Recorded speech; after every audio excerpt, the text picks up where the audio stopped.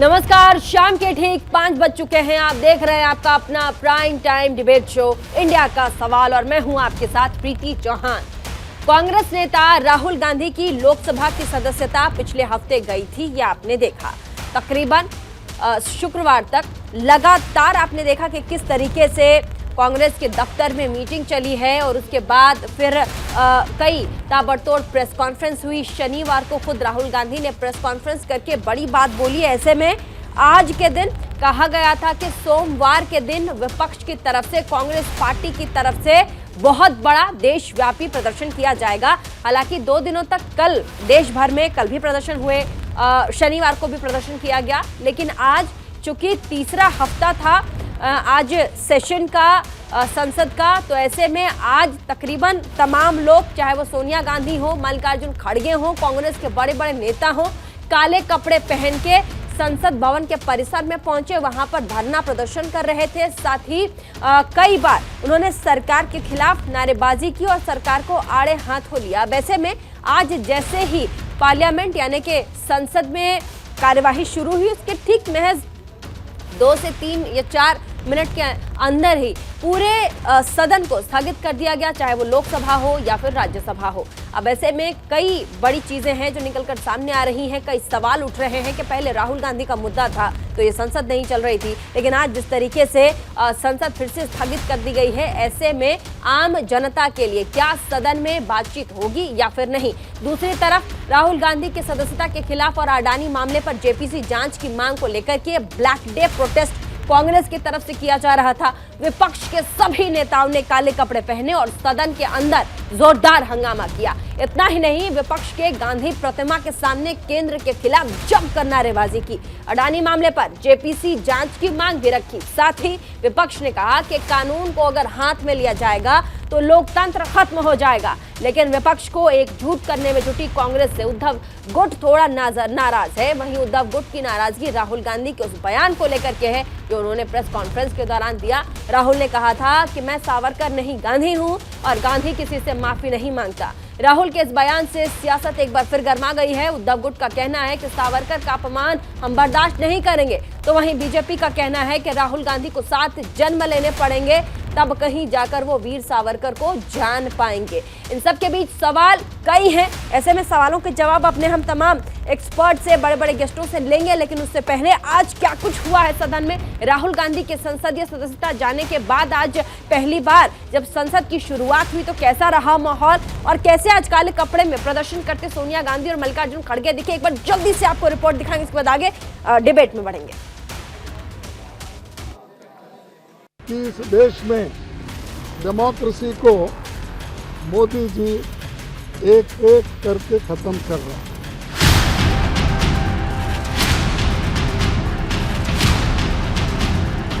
राहुल गांधी को 7 जन्म लेना पड़ेगा, तब सावरकर को जान पाएंगे।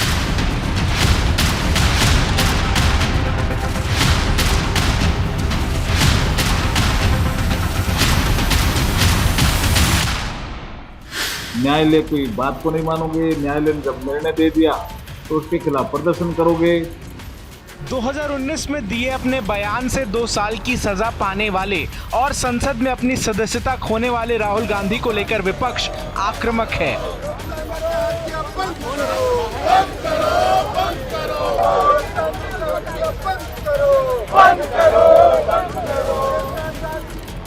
बीजेपी को घेरने के लिए विपक्ष लगातार एकजुट होकर रणनीति तैयार कर रहा है। निजी हितों के टकराव और आपसी अहंकार को भूलकर विपक्षी दल एकजुट हो गए हैं।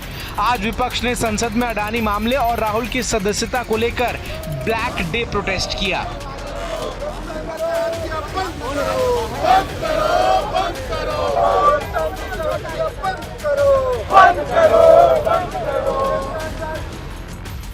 कांग्रेस नेता राहुल गांधी की लोकसभा सदस्यता खत्म होने पर सियासी संग्राम जारी है।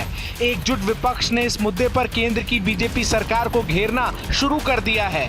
इसी बीच कांग्रेस अध्यक्ष मल्लिकार्जुन खड़गे समेत विपक्ष के तमाम सांसद सदन में काले कपड़े पहनकर पहुंचे। वहीं सोनिया गांधी भी काले बॉर्डर की साड़ी पहनकर पहुंची।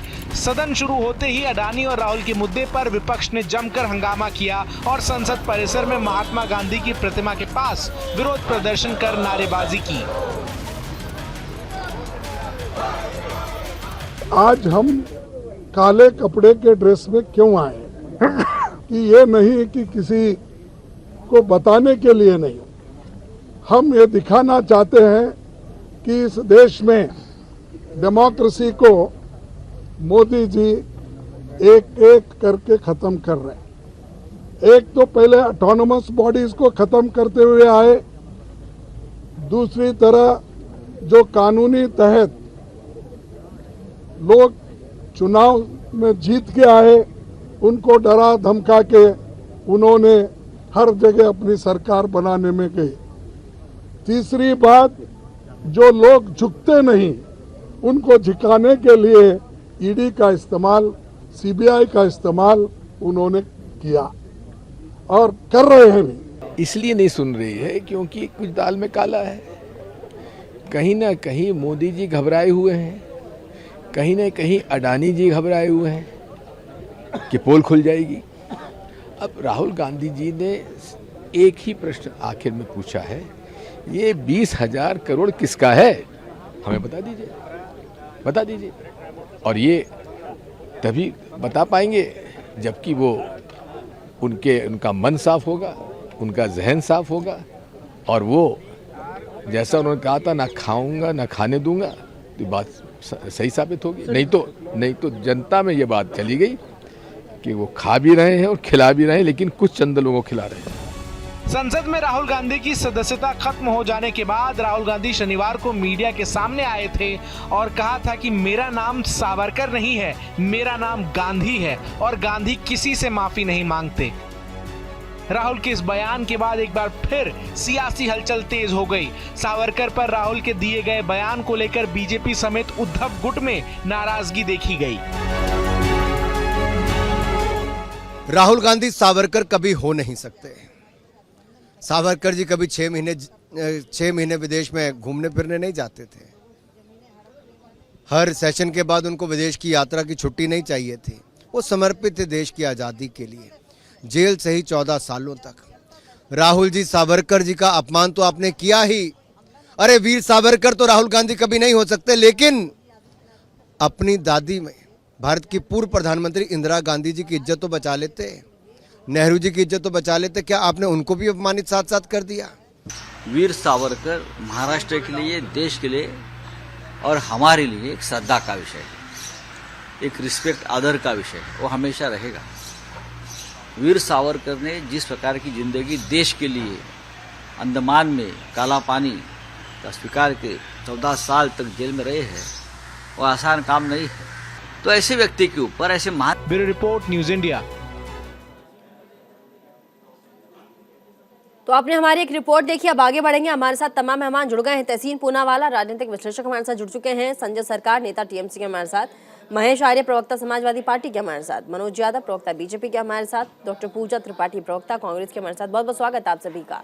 सबसे पहला सवाल प्रवक्ता बीजेपी के मनोज यादव जी, शुक्रवार तक तो ठीक था कि राहुल गांधी ने विदेश में जाकर के जो बोले हैं उसके लिए राहुल गांधी को सदन में माफी मांगनी चाहिए, अदरवाइज सदन में राहुल गांधी नहीं बोल सकते, उनका कोई अधिकार नहीं है, पहले माफी मांगे। तब तक शुक्रवार तक तो उनकी संसदीय जो स्थिति थी, जो सांसद थे वो उनको खत्म कर दिया गया, लेकिन आज क्यों नहीं चला? आज तो पूरे देश भर की निगाह थी कि संसद में आज कम से कम सदन चले।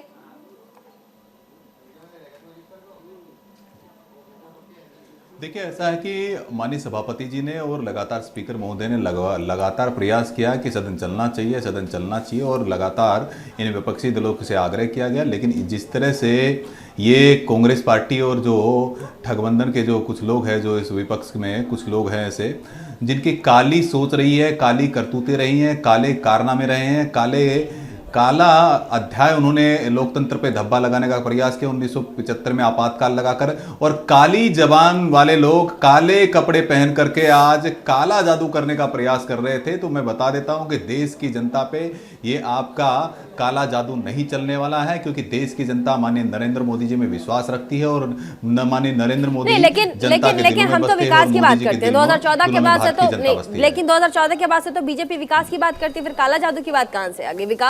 विकास के राह पर भारत अग्रसर है, फिर काला जादू कैसे? कपड़े पहनने पर कोई काला जादू करता है, इसका क्या मतलब है? जी देखिए, ऐसा है कि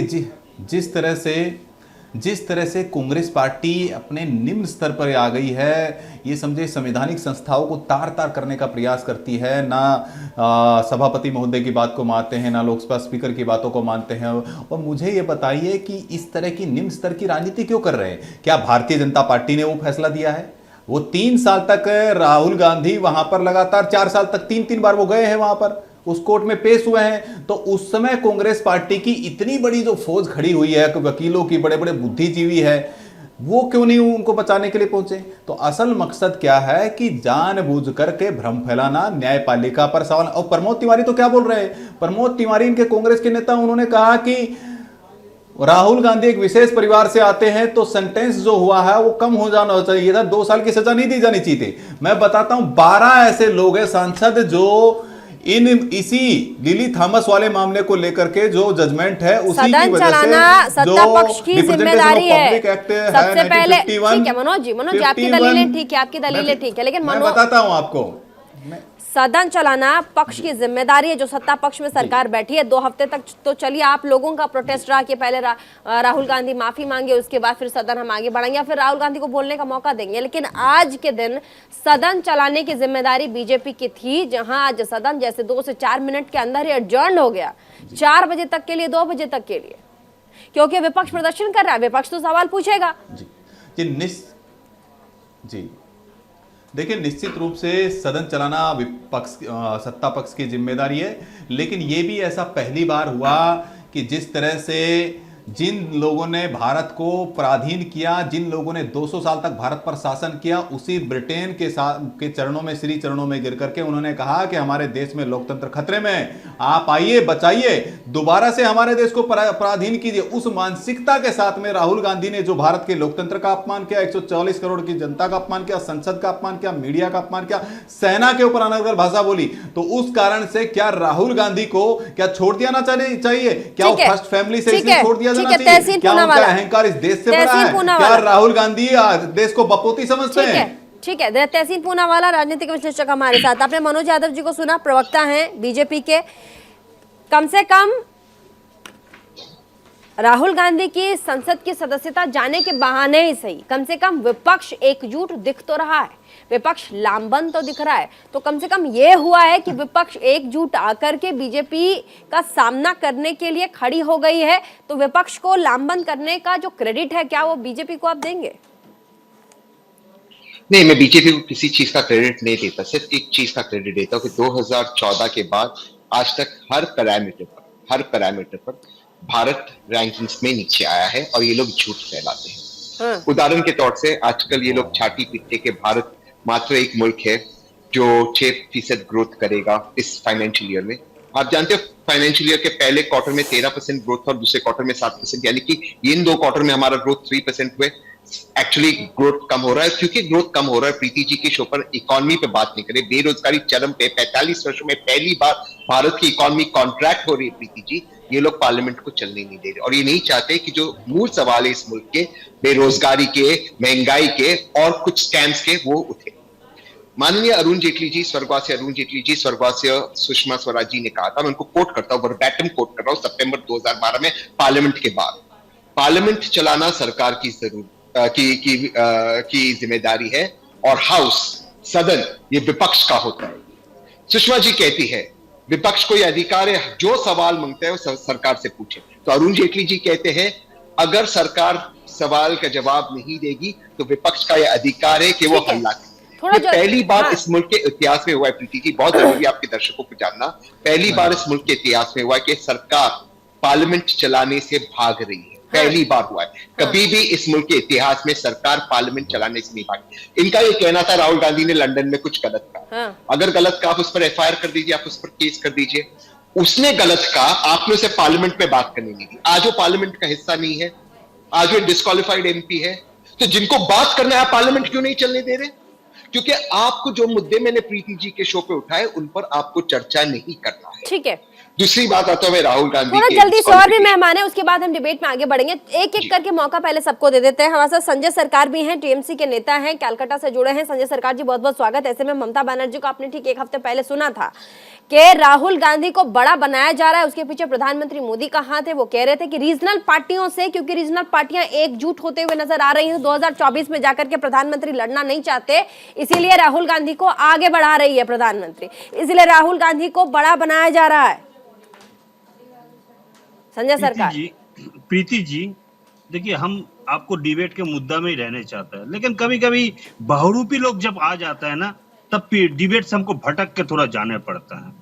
मैंने पहले, सबसे पहले तो मैंने जो सवाल पूछा उसका जवाब नहीं जवाब हम देते हैं। नकली राष्ट्रवाद भक्त जो यहाँ बैठे हुए हैं, इसके बारे में थोड़ा बोल के हम आपको बात पे ही आ जाएंगे। दिल पे तसल्ली देने की क्या जरूरत है? लास्ट में तसल्ली ले लीजिए, पहले जवाब दिए। समय कम है, समय कम है। संजय सरकार जी, पहले आप दिल को ठंडा पहुंचा देते हैं, उसके बाद फिर आप आगे बढ़ते हैं। बोलिए। देखिए, एक आदमी लिखित नामा देके अंग्रेजों से छोड़ के वहां पर आ गया, उसको नाम बन गया वीर सावरकर। लिखित नामा देके भाग के आ गया है, उसका नाम भी है इंदुभूषण राय, जो सेलुलर जेल में इतना टॉर्चर ये करने के बाद में भी खुदकुशी कर लिए, लेकिन लिखित नामा नहीं देके भागे हैं। ठीक है, 1947 से लेकर 2002 के 26 जनवरी तक आरएसएस के दफ्तर में राष्ट्रीय मतलब नेशनल फ्लैग नहीं उठाया जाता था। उसको नहीं उठाया जाता था, नहीं उठाते थे। कैसे राष्ट्रभक्त है? राष्ट्रभक्त नमूना हम आपको खोल देता है, इसका नमूना खोल देता है। उस समय राष्ट्रप्रेमी युवा दल के जो थे बाबा नेरे थे, रमेश कलम्बी जी थे और प्रदीप चट्टानी जी जोर जबरदस्ती उसके ऊपर तिरंगा लगाया। अच्छा ठीक है, अब हो गया। अब मेरे सवालों का जवाब जल्दी से। 2 गेस्ट ऑन है, नेशनल फ्लैग नहीं लगाया, 2 गेस्ट ऑन नहीं लगाया। ठीक है, इस सवाल को मेरे सवाल हो फर्जी वाला राष्ट्रभक्त देखने में ना मेरे को बहुत खराब है, क्यों? मैं देखिए स्वतंत्रता समय परिवार से है ना, तो नकली राष्ट्रभक्त देखने से मेरे को दिमाग खराब हो जाता है। ठीक है, डॉक्टर पूजा त्रिपाठी कांग्रेस की प्रवक्ता हमारे साथ। डॉक्टर पूजा, मैं 10 सेकंड में खत्म कर देंगे। बोलिए। हिंदुस्तान को ये चाइना बनाना चाहते हैं। चाइना में कोई ऑपोजिशन नहीं है, नॉर्थ कोरिया में कोई ऑपोजिशन नहीं है, मतलब ऑपोजिशन को खत्म करके वन मैन शो पार्टी यहाँ पर राज करना चाहता है। लेकिन ये हिंदुस्तान है, ये नहीं हो सकता। ठीक है, क्यों? आप जो भ्रष्टाचार है, मोदानी और ठीक है, पूजा त्रिपाठी काली सोच वाले कितना भी काले कपड़े पहन ले। ठीक है, संजय सरकार रुक जाइए। पूजा त्रिपाठी, संजय सरकार जी रुक जाइए। पूजा त्रिपाठी, काले सोच वाले लोग जिनकी सोच काली है वो काले कपड़े पहन ले, उनसे कुछ आता जाता नहीं। अनुराग ठाकुर केंद्रीय मंत्री, उन्होंने कहा प्रदर्शन कर लीजिए आप काले कपड़े पहन के, लेकिन उससे कुछ भी साबित नहीं होगा क्योंकि कांग्रेस की सोच ही काली है। आप तक मेरी आवाज नहीं जा रही है, शायद मैं वापस आपके पास आती हूँ। महेश आर्य जी हमारे साथ मौजूद है, समाजवादी पार्टी के प्रवक्ता महेश आर्य जी। महेश आर्य जी, आज जिस तरीके से विपक्ष लामबंद हुआ है, क्या आगे यही विपक्ष 2024 के लिए नई राह खोलेगा? महेश आर्य जी। पूजा जी, आपको मेरी आवाज नहीं आ रही है, थोड़ी देर में आपके पास आती हूँ, तब तक महेश आर्य जी से बात कर लेती हूँ मैं। महेश आर्य जी, आपको आवाज आ रही है मेरी? ठीक है, मनोज यादव जी जवाब दीजिएगा। आप बहुत देर से जवाब देना चाह रहे थे। मनोज यादव जी, मनोज यादव जी, आपको आवाज आ रही है मेरी? पूजा त्रिपाठी, आपको आवाज आ रही है मेरी? संजय सरकार जी, आवाज आ रही है मेरी? जी। तहसीन, ये जो लगातार आज जिस तरीके से प्रदर्शन हुआ, काले कपड़े पहने कांग्रेस के तमाम दिग्गजों ने, अनुराग ठाकुर ने कहा कि काले कपड़े पहनने से क्या होगा, सोच ही काली है, तो आप कपड़े पहन ले, लिबास पहन ले, कुछ भी पहन ले, उससे कोई फर्क नहीं पड़ता जब तक आपकी सोच काली से सफेद नहीं हो जाती। वही प्रयास कर रहे, इस सरकार की जो काली सोच है उसको सफेद करने का प्रयास कर रहे। इसीलिए ये जो काले कपड़े मैंने भी पहना हूं, मैं कोई जादू में विश्वास नहीं करता हूं, मैं तो साइंस में विश्वास करता हूं। प्रीति जी, ये जो सरकार की काली नीयत है, इसकी काली जुबान है, काले इसके कर्म है, काले कारनामे है, काला इनका शासन है, उसे ठीक करने के लिए आज ये काले कपड़े पहने, क्योंकि देश को बता रहे कि ये क्या काला काम कर रहे हैं, इसीलिए पहने। अनुराग ठाकुर बिल्कुल सही कह रहे हैं, काले कपड़े से कुछ नहीं होगा। ये सरकार 2024 में जाने वाली है और विपक्ष की सरकार आने वाली है। ये इस बात। महेश आर्य जी हमारे साथ जुड़ गए हैं। पूजा त्रिपाठी, आपको मेरी आवाज आ रही है? पूजा त्रिपाठी, आपको मेरी आवाज आ रही है? महेश आर्य जी, आपको मेरी आवाज आ रही है? महेश आर्य जी, आप मुझे सुन सकते हैं?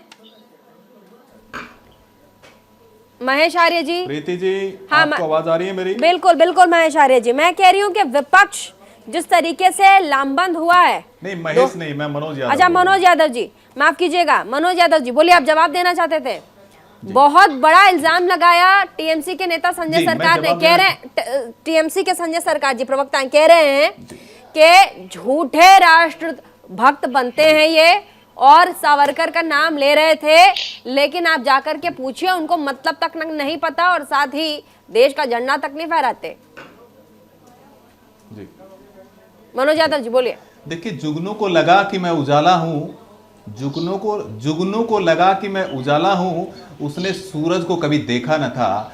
तो वीर सावरकर जी के बारे में जो बोल रहे हैं, जो अग्निद्वीप थे, अग्निपुंज थे, उनके बारे में जुगनू इस तरह की भाषा का प्रयोग ना करे, चाहे वो राहुल गांधी रूपी जुगनू हो, चाहे टीएमसी के नेता रूपी जुगनू हो। सावरकर जी एक ऐसे महान व्यक्तित्व थे जो 2 बार काले पानी की जिनको सजा दी गई, और 1910 में, 1911 में, और कांग्रेस पार्टी के ही इन्हीं की जो दादी श्री थी इंदिरा जी ने उनको एक लेटर भी लिखा था 1980 के अंदर कि सावरकर जी का जो स्वतंत्रता संग्राम में योगदान है वो बहुत महत्वपूर्ण योगदान है। मैं कहता हूं कि उन्होंने तो टाक टिकट भी जारी की थी, तो उस सब चीजों को भूल गए हैं। लेकिन चलो ये तो अलग विषय है, राजनीति का एक विषय से विषयांतर ना जाके मैं मूल मुद्दे पे आता हूं। अभी तहसीन पुलावाना जी ने कहा कि भारत की दशा बहुत बुरी हो गई है। मुझे लग रहा है भारत अपने सबसे निचले स्तर पे है। हाँ तहसीन पूनावाला जी, जब 26/11 होता है तो आप हाथ पे हाथ धरे रखे रहते हैं। हम 26/11 का उस तरह का इंतजार नहीं करते हैं। हम सर्जिकल स्ट्राइक भी करना चाहते हैं, एयर स्ट्राइक भी करना चाहते हैं। भारत की अर्थव्यवस्था 5वीं बड़ी अर्थव्यवस्था बन गई है। आज इटली की प्रधानमंत्री कहते हैं कि सबसे लवेल प्रधानमंत्री, आज जर्मनी के चांसलर कहते हैं कि मोदी जी का जलवा जलाल है। आज हम लोग, लेकिन मनोज जी ठीक है, आप तमाम बड़े बड़े देशों के नाम ले रहे हैं, तमाम बड़े बड़े देशों के लिए नाम ले रहे हैं। ठीक है मनोज जी, एक सवाल, ठीक है, एक सवाल मनोज जी, एक सवाल। भारत का लोहा पूरा विश्व मान रहा है। तहसीन पूनावाला जी, आप लोग तो भारत को अपमानित करते हैं। ठीक है, एक सवाल मुझे एक लाइन बोलने दीजिए। 26/11 पे पर्सनल चीज उन्होंने कही, मैं थैंक यू आपको कहना चाहता हूं, अपने 26/11 का याद दिलाया। देश की जनता जाने की, जब 26/11 की घटना हो रही थी, वहां पर ओबरॉय होटल के बाद जब मेरे व्यक्तिगत मित्र हेमंत करकरे इस देश के लिए शहीद हुए, मेरे बहुत करीबी मित्र इस देश के लिए शहीद हुए, इस मुल्क के लिए शहीद हुए, एक व्यक्ति वहां पर बाहर खड़े होकर प्रेस कॉन्फ्रेंस कर रहा था। उस व्यक्ति का नाम है गुजरात के माननीय मुख्यमंत्री नरेंद्र मोदी जी। और प्रीति जी, इस बात को याद रखना कि हमारी सेना लड़ रही थी, एनएसजी लड़ रही थी पाकिस्तान आतंकवादियों के खिलाफ। मोदी जी प्रेस कॉन्फ्रेंस करके 1 करोड़ का चेक लेके हेमंत करकरे जो शहीद हुए थे, महेश आर्य जी हमारे साथ जुड़ गए हैं। इन्हें शर्म नहीं आती, महेश आर्य जी, इन लोगों को बिल्कुल शर्म नहीं आती। ठीक है।